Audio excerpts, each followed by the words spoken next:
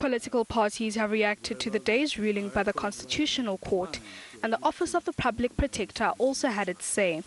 If the court finds against us, we'll have to take it to the chin because it's the apex court, you can't appeal.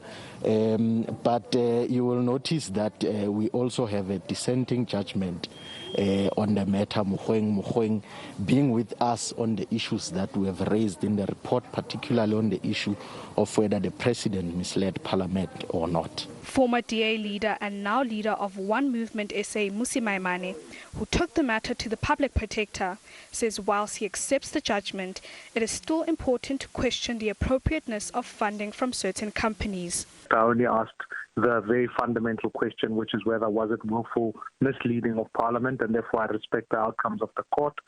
I would urge that still a question remains as to whether is it appropriate for a president to receive a donation to their campaign by a company that got so many tenders from the state itself. It maintains the triangle of corruption whereupon ultimately you get a politician who gets given donations by a private company, and that private company gets many tenders from the state. And I think that triangle, if South Africa is going to win a war against corruption, needs to be broken down. Political parties, including the governing party, have also reacted. We are compatible with the processes that our representatives in the National Assembly, including the President, have taken to deal with this matter, and we hope that they will further be able to clarify that. You see, the truth never changes.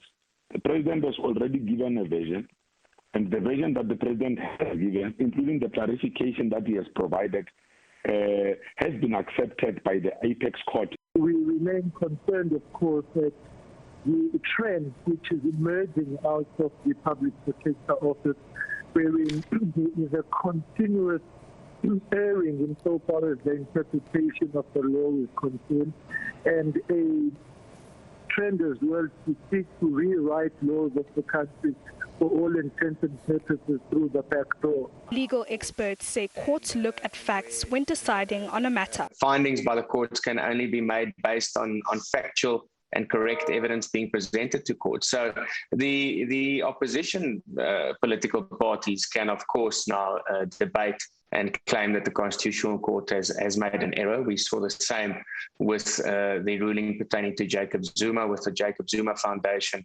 and the ANC claiming that the judges were not unanimous in their decision and that the minority judgment should be followed.